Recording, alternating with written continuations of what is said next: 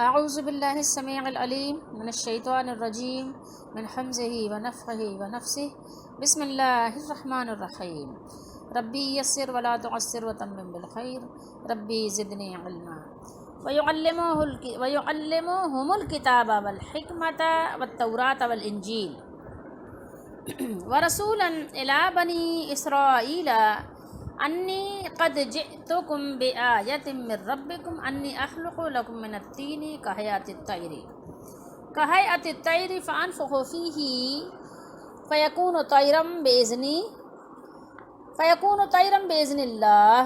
وابری الاکمہ والابرص واحیی الموتى بإذن اللہ وانبئکم بما تأکلون وما تدخرون فی بیوتکم ان فی ذالک لآیۃ لکم ان کنتم مؤمنین۔ 2 آیتیں تلاوت کی ہیں 48-49۔ ترجمہ احمد رضا کا ہے اور اسے سکھائے گا کتاب اور حکمت اور توریت اور انجیل، اور رسول ہوگا بنی اسرائیل کی طرف، یہ فرماتا ہوا کہ میں تمہارے پاس ایک نشانی لایا ہوں۔ کیا لے کر آیا ہوں؟ بآیتن، ایک نشانی کے ساتھ آیا ہوں، ٹھیک ہے، با ہے تو لے کر آیا ہوں یا ساتھ لے کر آیا ہوں یا نشانی کے ساتھ آیا ہوں، ٹھیک ہے، تمہارے رب کی طرف سے، جو تم سب کا رب ہے میرا بھی رب ہے، لیکن جو وہ میرا رب ہے تو تم سب کا بھی وہی رب ہے، کوئی اور نہیں ہے، تم سب کا بھی پالنے والا وہی ہے، اس کی طرف سے، ٹھیک ہے، تمہارے رب کی طرف سے تمہارے لیے، ٹھیک ہے، انی اخلق لکم من الطین، تین کہتے ہیں مٹی کو، ٹھیک ہے، تمہارے لیے، لکم تمہارے لیے مٹی سے کیا بناتا ہوں؟ پرند کی سی مورت بناتا ہوں، ٹھیک ہے، مورت یہ ظاہر ہندی کے لفظ انہوں نے استعمال کیا کیونکہ احمد رضا ہیں، ہندوستانی ہیں اور وہ ٹھیٹ ہندی استعمال کرتے ہیں اپنے ترجمے میں، حالانکہ اردو پڑھی ہوگی لیکن بہرحال ہو سکتا ہے کہ اس وقت کی اردو بھی یہی رہی ہو 100 سال پہلے۔ پھر اس میں پھونک مارتا ہوں، یعنی جو بناتا ہوں اسے پھونک مارتا ہوں مٹی سے، یعنی پرندے کی سی شکل بناتے اور پھر اس میں پھونک دیتے تھے، ٹھیک ہے، تو وہ فوراً پرند ہو جاتی ہے، پرند ہو جاتی ہے یعنی پرندہ ہو جاتا ہے، یعنی پرندے کی شکل اختیار کر لیتی ہے اور بالکل یعنی پرندہ بن جاتا ہے، وہ جو عیسیٰ علیہ السلام ایسا کرتے تو، ٹھیک ہے۔ کیسے ہوتا تھا یہ سارا کام، کیوں ہوتا تھا، کس طرح ہوتا تھا؟ بِإِذْنِ اللہ، اللہ کے حکم سے، ٹھیک ہے، دیکھیے کیا لکھا ہوا ہے، بِإِذْنِ اللہ، اللہ کے حکم سے، احمد رضا کا ترجمہ بھی یہی ہے، اور میں شفا دیتا ہوں، کس کو؟ وہ ابری الاکمہ والابرص، اکمہ یعنی آپ یہ کہیں نابینا، ٹھیک ہے، جو پیدائشی نابینا ہوتا ہے، ایک تو یہ ہوتا ہے کہ بعد میں کسی حادثے کی وجہ سے آنکھوں میں کوئی نقصان پیدا ہو جائے، کوئی تکلیف واقع ہو جائے تو دیکھنا انسان چھوڑ دیں، آنکھیں دیکھنے سے منع کر دیں، ٹھیک ہے، تو وہ فرما رہے ہیں کہ جو پیدائشی نابینا ہے، جو پیدا ہی نابینا ہوا ہے، اور میں شفا دیتا ہوں مادر زاد اندھے کو، ٹھیک ہے، نابینا کو، والابرص اور سفید داغ والے کو، جس کو سفید داغ ہو جاتا ہے نا، ایک اپنا کلر چھوڑ کے، یعنی جو انسان کا جس رنگ میں پیدا ہوا ہے اس میں سفید سفید دھبے پڑنے شروع ہو جاتے ہیں۔ آج تک بھی دیکھیے سائنس نے اتنی ترقی کر لی، طب نے اتنی ترقی کر لی، اس کے باوجود بھی اس کا ایسا علاج ابھی تک دریافت نہیں ہو سکا کہ انسان کو پھر سے وہ اپنی اصلی شکل میں اس کی جلد آ جائے، بلکہ کیا ہے، یا تو انجیکشن ایسا بہرحال آ گیا ہے کہ یا تو پوری ایک شکل میں کر دیتے ہیں کہ وہ ایک ہی کلر میں ہو جاتا ہے جو کلر اس نے چینج کیا ہے، ٹھیک ہے، اور یا تو پھر یہ کہ ویسے دھبے دھبے ہی کے ساتھ انسان اپنی زندگی گزارتا ہے۔ خیر تو ظاہر انسان اس چیز کو پسند نہیں کرتا، بہرحال تو ایسا مرض جب لاحق ہو جاتا تھا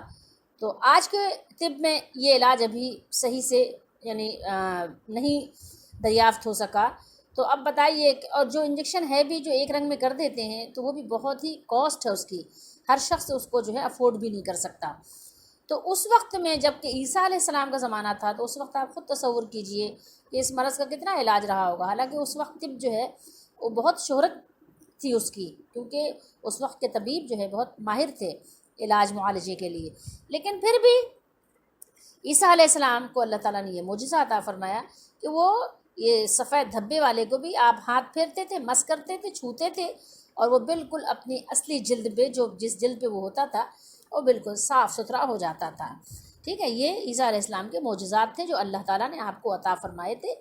اور قرآن میں جہاں بھی ہے یا تو بِإِذْنِ اللہ ہے، یہ دو مقام پر یہ اس طرح کا یہ ذکر میں نے دیکھا، ہو سکتا ہے اور بھی ہو، واللہ عالم۔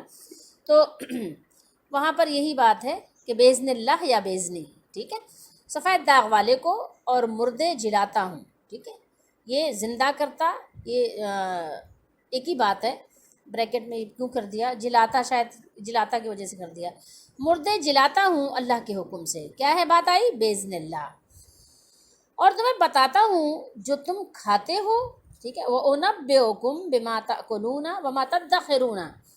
اور جو اپنے گھروں میں جمع رکھتے ہو، یعنی تمہارے گھر میں جو راشن رکھا ہوا ہے، کھانے پینے کی اشیاء رکھی ہوئی ہیں، یا جو رات کا کھانا رکھا ہوا ہے کہ تم نے رات کے لیے کیا کھانے کے لیے رکھا ہے، پالک کا ساگ رکھا ہے یا قورمہ رکھا ہے یا کھچڑی یا بریانی یا جو ہے پزا رکھا ہوا ہے، یہ بھی بتا دیتا ہوں، اور یہ بھی بتاتا ہوں کہ تمہارا راشن کتنا رکھا ہوا ہے اور تم نے کھایا کیا ہے اپنے پیٹ میں، وہ بھی بتا دیتا ہوں، اور جو اپنے گھروں میں جمع رکھتے ہو، فی بیوتکم، بیت ان کی جمع ہے بیوت، بے شک ان باتوں میں تمہارے لیے بڑی نشانی ہے، بڑی نشانی ہے اگر تم ایمان رکھتے ہو، ٹھیک ہے، اگر تم مومن ہو تو اس میں بڑی نشانی ہے۔ بڑی نشانی کیوں ہے؟ یہ نشانی ہے کہ یہ کوئی بندہ، عام بندہ نہیں کر سکتا، یہ صرف اور صرف نبی کی شان ہے، ٹھیک ہے۔ اگر تو ہر کوئی ماں و شمع یہ بات کرنے لگے، یہ کچھ اس طرح دکھانے لگ جائے، تو پھر ظاہر ہے پھر وہ نبی کا جو معجزہ جو خاص ہے نبی کے لیے، تو پھر وہ خصوصیت ہی ختم ہو جائے گی، اور کوئی بھی دعویٰ کر سکتا ہے پھر تو کہ وہ نبی ہے، نہیں، یہ نبوت کی خاص نشانی ہے کہ اگر آپ کہو گے معجزہ دکھانے کے لیے تو اللہ کا نبی ہے، معجزہ دکھا دے گا، اور آپ کو یقین آ جائے گا کہ واقعی یہ اللہ کا نبی ہے، اور اللہ تعالیٰ کی مدد، اس کی تائید اس کے ساتھ ہے، کہ جبھی تو یہ عمل کر کے دکھا رہا ہے، یہ جادوگر بھی ایسا نہیں کر سکتا، ٹھیک ہے، جادوگر کے جادو کی بھی ایک لمٹ ہوتی ہے، وہ اس سے آگے نہیں جا سکتا، لیکن اللہ کے نبی علیہ الصلاۃ والسلام اللہ کے حکم سے وہ عمل کر کے دکھا دیتے ہیں، بندے کو یقین آ جائے کہ واقعی اللہ کا نبی ہے، ٹھیک ہے، کیونکہ نبی کو دیکھ کر ایمان لانا اس سے زیادہ مشکل ہے جو بعد میں ایمان لاتے ہیں، بغیر دیکھے ایمان لانے سے زیادہ مشکل بات ہے دیکھ کر ایمان لانا، تصدیق کرنا، ٹھیک ہے۔ اچھا، ایک چیز ہے کہ ابھی ہم اس کی یعنی آپ کو وضاحت بتانے سے پہلے ایک چیز بتاتے ہوئے آگے بڑھیں کہ ہم نے اس سے پہلے آپ کو ایک حدیث شریف سنائی تھی کہ رسول اللہ صلی اللہ تعالیٰ علیہ وآلہ وسلم نے ارشاد فرمایا کہ 3 بچوں نے گود میں کلام کیا ہے، مفہوم ہے نا حدیث شریف کا کہ 3 نے گود میں کلام کیا ہے، تو وہاں صرف کا لفظ ہے 3، ٹھیک ہے، لیکن ایک آپ واقعہ پڑھتے ہیں قرآن میں ہی سورہ یوسف میں کہ یوسف علیہ السلام کے لیے گواہی دی تھی، تو بہت سے لوگوں کا خیال ہے کہ وہ بچہ تھا، ٹھیک ہے، اور ایک ہم واقعہ قرآن میں پڑھتے ہیں اصحاب الاخدود کا، تو آئیے ان دونوں کو بھی دیکھ لیتے ہیں کہ یہ کیا واقعہ ہے، کہیں ایسا تو نہیں کہ ہماری اس یعنی حدیث شریف سنانے میں لوگوں کو کہیں کوئی یعنی تعرض نظر آنے لگے، وہ یعنی ہماری بات اور حدیث اور قرآن میں یعنی متضاد بیانی نعوذ باللہ سمجھنے لگ جائیں، ایسا نہیں ہے، ٹھیک ہے، تو ہم سمجھتے ہیں کہ اس کو بھی یہاں پر بتا دینا ضروری ہے۔ آئیے اب ہم آپ کو دکھاتے ہیں، اپنے وقت کو تھوڑا بچاتے ہوئے اسی یعنی تفسیر میں جو احسن البیان کے نام سے ہمارے پاس رکھی ہے، اسی میں ہم آپ کو دکھا دیتے ہیں کہ انہوں نے جو بیان کیا ہے وہ میرے خیال میں کافی و شافی ہوگا، ٹھیک ہے۔ دیکھیے یہاں پر انہوں نے کیا بیان کیا، یہاں پر انہوں نے یہ بیان کیا کہ حضرت عیسیٰ علیہ السلام کے مہد میں یعنی گہوارے میں گفتگو کرنے کا ذکر خود قرآن کریم کی سورہ مریم میں موجود ہے، اس کے علاوہ صحیح حدیث میں 2 اور بچوں کا ذکر ہے، ایک صاحب جریج جو میں آپ کو سنا چکی ہوں، اور ایک بنی اسرائیلی خاتون کا بچہ، ٹھیک ہے، یہ آپ کو ہم حدیث شریف دکھا چکے ہیں۔ تو اس روایت میں جن 3 بچوں کا ذکر ہے ان سب کا تعلق کس سے ہے؟ بنی اسرائیل سے ہے، کیونکہ ان کے علاوہ صحیح مسلم میں اصحاب الاخدود کے قصے میں بھی شیرخوار، یعنی شیرخوار کا مطلب کہ جو دودھ پینے والے بچے جو فیٹ پہ ہوتے ہیں صرف اپنے نا، تو بولنے کا ذکر ہے۔ بعض نے ان کے درمیان یہ تطبیق دی کہ صحیحین کی روایت میں مذکور بچے گہوارے میں بولنے والے تھے، جبکہ کھائی میں گرنے والا بچہ گہوارے میں نہیں تھا. سمجھ رہے ہیں بات کو؟ کیونکہ وہ بچہ تو گود والا بچہ نہیں تھا، بلکہ جو ماں کی انگلی پکڑ کر چلتے ہیں اس طرح کا یعنی وہ بچہ تھا. اچھا، اس طرح یعنی ان باتوں کے مابین، ٹھیک ہے، ان کے مابین منافات نہیں رہتی کہ آپ جو اس میں آپ منافات قائم کریں، کوئی تضاد نہیں. اور شاہد، یہ شاہد کا لفظ یہاں پر ہے یوسف علیہ السلام کے ذکر میں. جو سورہ یوسف میں آیت ہے نا، وہ شاہد من اہلہا، اصل میں پوری آیت اس طرح سے ہے. شاہد یعنی گواہی دینے والا، ٹھیک ہے. تو شاہد جو یوسف علیہ السلام کی گواہی دینے والا جو تھا، یہاں پوری آیت نہیں ہے. تو یہ حضرت ابن عباس رضی اللہ تعالیٰ عنہما سے مروی اثر کے مطابق بچہ نہیں تھا، ٹھیک ہے، یعنی ان کے جو بیان ہے اس کے مطابق بچہ نہیں تھا جیسا کہ مشہور ہے، بلکہ ذو لحیہ کسے کہتے ہیں؟ لحیہ کہتے ہیں داڑھی کو. ذو مانے والا، ٹھیک ہے، یہ واحد ہے، اس کی جمع آتی ہے اولو. آپ نے پڑھا ہوگا اولو الالباب، قرآن مجید میں اس طرح سے آتا ہے نا، اولو اس کا یعنی جمع ہے. تو ذو لحیہ یعنی داڑھی والا تھا، ٹھیک ہے. تو یہ اس کو سمجھ لیجئے، اس طرح سے تھوڑا سا سمجھ لینا کافی ہوگا انشاءاللہ. ہمارے دور میں یا ہو سکتا ہے پہلے بھی رہا ہو، بہرحال مسائل تو ہر وقت ہی ہر زمانے میں مختلف طرح کے ہوتے ہی ہیں، کبھی مسائل اور وسائل سے انسان خالی نہیں رہتا. لیکن ہمارے یہاں مطلب بہت سارے مسئلوں کے ساتھ ساتھ ایک مسئلہ یہ ہے کہ ہم پڑھتے نہیں ہیں. ایک تو یہ کہ ہم پڑھتے نہیں ہیں، دوسرے یہ کہ ہم پڑھتے بھی ہیں تو قرآن و حدیث کے علاوہ پڑھتے ہیں، علماء کو پڑھتے ہیں، اپنے اپنے علماء جو ہیں ان کو پڑھتے ہیں، اور سنتے بھی ہیں تو ان کو سنتے ہیں، اور سنی سنائی لے کر اڑ پڑتے ہیں، چل پڑتے ہیں. تو یہ بڑا مسئلہ ہوتا ہے. کوا کان لے گیا تو کان کو تو دیکھتے نہیں ہیں، بلکہ کوے کو دیکھ رہے ہوتے ہیں کہ کون سا کوا کان لے کے گیا ہے میرا. حالانکہ مناسب اور بہتر بات یہ تھی کہ پہلے کان کو ہاتھ لگا کے دیکھتے کہ کان ہے کہ نہیں میرے پاس. کان کو ہاتھ لگاتے تو پتہ چل جاتا کہ دیکھو کان تو میرے خود ہی لگا ہی ہوا ہے، کہیں ہی نہیں گیا. لیکن ہم ہر کوے کو یعنی تفتیش کر رہے ہوتے ہیں کہ بھائی کون سا کوا ہے جو ہمارا کان لے کے گیا، کس کے پاس ہے کان، ٹھیک ہے. تو ٹھیک ہے، آئیے ہم آپ کو یہ پوری بات بھی دکھا دیتے ہیں کہ کیا بیان کیا اللہ نے. وشہد شاہد من اہلہا، ٹھیک ہے، اور عورت کے گھر والوں میں سے ایک گواہ نے گواہی دی، ٹھیک ہے. اہلہا ہا ضمیر ہے نا چونکہ، تو اس لیے یہ خاتون کی طرف جا رہی ہے، یعنی ان کے گھر والوں میں سے ایک گواہی دینے والے نے گواہی دی، ٹھیک ہے. وہ گواہی دینے والا کون تھا؟ یہ خاتون کا گھر والا ہی تھا، اور جو حدیث میں ذو لحیہ کے نام سے یعنی ذکر ہے کہ داڑھی والا تھا، تو وہ بچہ نہیں تھا. بہرحال باقی چیزیں چھوڑ دیجیے. اب حدیث میں ایک بات آ گئی کہ صرف 3 بچوں نے گود میں کلام کیا ہے، تو بس اسی پر اکتفا رکھیے، اور باقی آپ اس میں جرح بحث میں ہمیں پڑھنے کی ضرورت نہیں ہے. یہ کوئی ایسا مسئلہ نہیں ہے کہ جس کی ہم تحقیق کریں. ہمارے یہاں مسئلہ یہی ہو جاتا ہے کہ ہم فروعات تحقیق کرتے ہیں کہ آدم علیہ السلام نے اگر درخت کا پودے کا پھل اگر کھایا تھا تو وہ کون سا پھل تھا اور کون سا درخت تھا، اس کی تحقیق میں لگے ہوئے ہیں. ایمان عقیدے کو بنانے کی تحقیق نہیں کرتے کہ بھائی اس کو سیکھیں، ٹھیک ہے. بلب نئے سے نئے بلب لگانے کے چکر میں لگے ہیں، ہائی پاور، لیکن خوبصورت سے خوبصورت، لیکن یہ کہ یہ نہیں دیکھتے کہ فیوز اڑا ہوا ہے، پہلے فیوز کو صحیح کر لیں. ویسے خیر یہ بات میں نے کہہ تو دی کہ فیوز اور کٹ آؤٹ کی تو سب لوگوں کو پتہ ہوتا ہے، یہ بہت جلدی کر لیتے ہیں، اتنا آتا ہے. لیکن میں نے یہ آپ کو یہ مثال اس لیے دی ہے کہ دین کے معاملے میں ہمارا معاملہ یہی ہے. دنیا کے معاملے میں ہمیں پتہ ہے، ہم موبائل اگر درست کرتے ہیں، موبائل صحیح رکھتے ہیں تو بیٹری بھی چارج کرتے ہیں. بغیر بیٹری چارج کیے وہ موبائل یوز نہیں کرتے ہیں، ہمیں معلوم ہے کہ نہیں چلے گا. لیکن دین کے معاملے میں ہمارا کم از کم یہی حال ہے کہ ہم بالکل یعنی تقریر اور بیان بہت دھوم دھام سے کرتے ہیں، لیکن لوگوں کے عقیدے جو ہے صحیح کرنے کی فکر نہیں کرتے. تو خیر بہرحال آگے چلتے ہیں. یہ باب کون سا ہے؟ یہ باب ہے باب تفعیل، علم یعلم تعلیما، ٹھیک ہے. اللہ تعالیٰ سکھائے گا، یہاں پر بشارت اور خوشخبری دی جا رہی بی بی مریم کو. اللہ تعالیٰ بی بی مریم کو تسلی دے رہا ہے کہ اے مریم، اس مولود و مسعود کی یہ فضیلتیں ہوں گی، اللہ تعالیٰ ان کو تعلیم دیں گے، اللہ تعالیٰ ان کو یعنی سکھا دیں گے آسمانی کتابیں اور سمجھ کی باتیں، اور بالخصوص کیا؟ تورات اور انجیل. دیکھیے کتاب بھی سکھائے گا اللہ، حکمت کی باتیں بھی، اور تورات بھی اور انجیل بھی.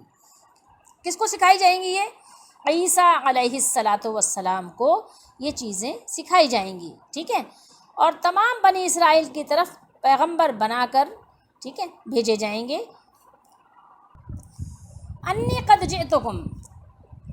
تو یہاں سے لے کے آیت نمبر 51 تک میں تم لوگوں کے پاس اپنی نبوت پر کافی دلیل لے کر آیا ہوں، یعنی تفصیل سے عیسیٰ علیہ السلام نے بیان کیا، اور وہ یہ ہے کہ میں تم لوگوں کے یقین لانے کے لیے گارے سے، یعنی مٹی سے، تین سے بیان کیا نا، تین سے، جس کو آپ اپنی اردو میں گارا کہیں، مٹی کہیں، کیچڑ کہیں، جو بھی آپ اس کا نام دیں، بہرحال اس سے کیا کرتا ہوں، ایسی شکل بناتا ہوں جیسے پرندے کی شکل ہوتی ہے، ٹھیک ہے، جیسے ایک چڑیے کی طرح، کوے کی طرح، کبوتر کی طرح ایک شکل بناتا ہوں، ٹھیک ہے، اور اس مصنوعی شکل کے اندر پھونک مار دیتا ہوں، بناتا ہوں، اس کو پیدا نہیں کرتا، بناتا ہوں، ٹھیک ہے، جس سے وہ سچ مچ کا حقیقی طور پر یعنی اڑنے والا پرندہ بن جاتا ہے حقیقتاً، ٹھیک ہے، کاغذی نہیں کہ کاغذ سے بنا دیا اور دیکھنے میں لگ رہا ہے، یا یہ کہ اس کو کسی کمپیوٹرائز طریقے سے اڑنے کا اس کو بنا دیا، فن دے دیا، نہیں، بلکہ سچ مچ حقیقتاً وہ پرندہ بن جاتا ہے، کیسے؟ اللہ کے حکم سے، باذن اللہ، ٹھیک ہے، یہ ایک معجزہ، یہ اللہ تعالیٰ نے ایک نشانی مجھے دی ہے، ٹھیک ہے، اور میں اچھا کر دیتا ہوں جو پیدائشی طور پر نابینا ہو، ٹھیک ہے، اور برس کے بیمار کو، اور زندہ کر دیتا ہوں مردوں کو، بتائیے ذرا کیسے؟ اللہ کے حکم سے، باذن اللہ، ٹھیک ہے، یہی سارے کیا ہیں؟ معجزات ہیں۔ یہ دیکھیے گا آیت، ذرا دیکھیے گا، انی اخلق لکم، کیا فرمایا؟ انی اخلق، یہاں خلقہ کا جو لفظ ہے، خلقہ یخلق ہوتا ہے نا، یہ جو لفظ ہے ظاہری شکل و صورت بنانے کے معنی میں ہے، ٹھیک ہے، اس معنی میں یہاں استعمال ہوا ہے، جیسے کہ آپ حدیث شریف میں آپ نے پڑھا ہوگا، بخاری شریف میں ہے کہ فرمایا ہے نبی کریم صلی اللہ علیہ وسلم نے کہ قیامت کے دن اللہ تعالیٰ تصویر بنانے والوں سے فرمائے گا، ٹھیک ہے، کیا فرمائے گا؟ احیو ما خلقتم، تم نے جو خلق کیا، تم نے جو بنایا اسے زندہ کرو، تم نے جو بنایا، احیو، حیات دو، اس کو زندگی دو، ما خلقتم، جو تم نے بنایا ہے، ٹھیک ہے، تو پیدا کرنے اور زندگی دینے کے معنی میں خالق کون ہے؟ صرف اللہ تعالیٰ ہے، یہ بات ذہن نشین ہمیں رکھنی چاہیے۔ اب یہاں دیکھیے باذن اللہ، باذن اللہ، بار بار یہ اس کے جو تکرار ہے، یہ بار بار اس کو لانے سے بتانا مقصود ہے کہ اگر اللہ تعالیٰ کا حکم نہ ہوتا تو عیسیٰ علیہ السلام یہ معجزات نہیں دکھاتے، ٹھیک ہے، یہ حکم ربی پر موقوف ہے، سارا کچھ کس پر ہے؟ اللہ کے حکم پر یہ چیزیں موقوف ہیں، ادروائز یہ طاقت نہیں ہے کہ کوئی نبی بھی اپنے طرف سے کوئی معجزہ دکھا سکے، ٹھیک ہے، سارا اختیار کس کو ہے؟ ایک اکیلے اللہ کو حاصل ہے، یہ قرآن نے بار بار بارہا بیان کیا ہے، اور ہمیں اسی پر ایمان رکھنا چاہیے۔ اور قرآن مجید نے یہ بھی بیان کیا ہے کہ معجزات سارے کے سارے اللہ کے قبضے قدرت میں ہیں، اللہ جب چاہتا ہے معجزات دکھانے کا اختیار انبیاء علیہم السلام کو عطا فرماتا ہے، اور جب چاہتا ہے اللہ تعالیٰ آپ کی قوم کو، کسی بھی نبی کی قوم کو، ان کو جو ہے ان کی باتوں کو رد کرنے کے لیے، کنڈیم کرنے کے لیے معجزات دکھانے سے اللہ تعالیٰ منع فرما دیتا ہے کہ اللہ تعالیٰ تمہارے حکم کا پابند نہیں، یا اللہ کا نبی تمہارا پابند نہیں ہے کہ جو تم جب کہو اور جیسے کہو اور جس چیز کے بارے میں کہو کہ معجزہ دکھا دیا جائے، ایسا ہرگز نہیں ہونے والا، ٹھیک ہے، تمہیں ایمان لانا ہے تو لاؤ، تم ایمان لانے کے محتاج ہو، اللہ تمہارا محتاج نہیں، اور اللہ کا رسول بھی تمہارا محتاج نہیں، اللہ کے رسول اللہ کی عطا سے غنی ہوتے ہیں، اللہ تعالیٰ نے ان کو اپنی رحمت سے ایسا نوازا ہوتا ہے کہ وہ کسی بندے کی تعریف کے اور کسی بندے کی اتباع کے وہ محتاج بھی نہیں ہوتے، اور اللہ تعالیٰ نے اپنے ہر نبی کو اس کے زمانے کے مناسب حال معجزات عطا فرمائے۔ موسیٰ علیہ السلام کے زمانے میں جادو اور جادوگروں کا بہت زیادہ شور و غوغا تھا، بہت زور تھا، تو سو اللہ تعالیٰ نے انہیں وہ معجزات دے کر بھیجا جن سے تمام جادوگر کیا ہوا؟ حیران و ششدر رہ گئے،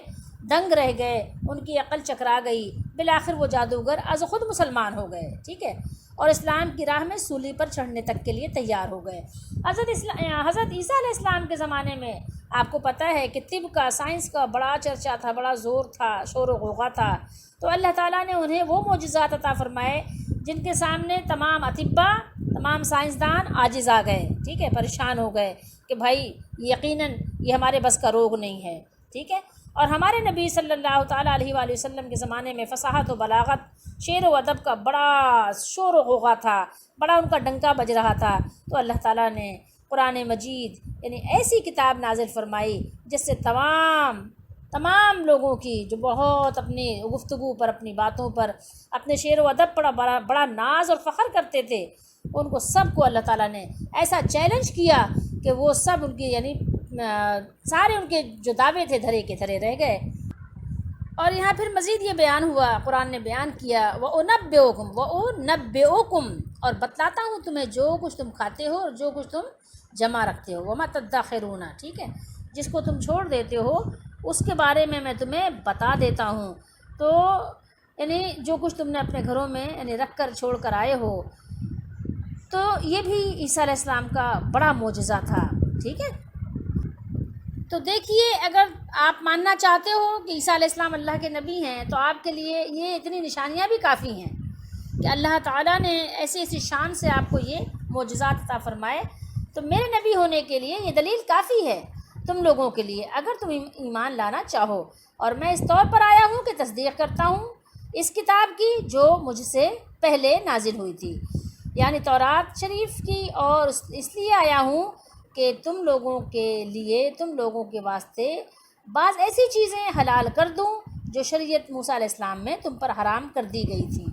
حلال کیوں کر دوں؟ اللہ کے حکم سے، اللہ تعالیٰ نے اس بات کا مجھے مکلف بنایا ہے، پابند بنایا ہے کہ میں ایسا کروں، ٹھیک ہے۔ تو وہ چیزیں یعنی اللہ تعالیٰ نے کسی نبی کے ذریعے سے کسی چیز کو حرام قرار دیتا ہے اور کسی نبی کے ذریعے سے کسی چیز کو حلال قرار دیتا ہے، یا دونوں ہی کام ایک نبی کے ذریعے سے بھی کرے، اللہ تعالیٰ جو چاہے کرے، اور جس کو چاہے اللہ تعالیٰ نبوت کے لیے منتخب فرمائے، اور جس نبی کے لیے چاہے جو معجزہ عطا فرمائے۔ یہ اللہ کی شان ہے، اور اللہ کے تقسیم پر کسی کو کوئی عمل دخل در معقولات کرنے کی اجازت بھی نہیں ہے۔ اور عیسیٰ علیہ السلام جو حرام کو حلال قرار دیں گے تو وہ ایسے ہی نہیں، ایویں نہیں دے دیں گے، بلکہ دلیل کے ساتھ۔ آپ دلیل لے کر آئے ہیں نا کہ اللہ کے نبی ہیں، صاحب نبوت کا قول دعویٰ کیا ہے؟ دعوے میں حجت ہے، ٹھیک ہے۔ تو جب میرا نبی ہونا دلائل سے ثابت ہو چکا تو میری تعلیم کے مطابق تم لوگ اللہ تعالیٰ کی مخالفت حکم سے ڈرو اور دین کے بارے میں میرا کہنا مانو۔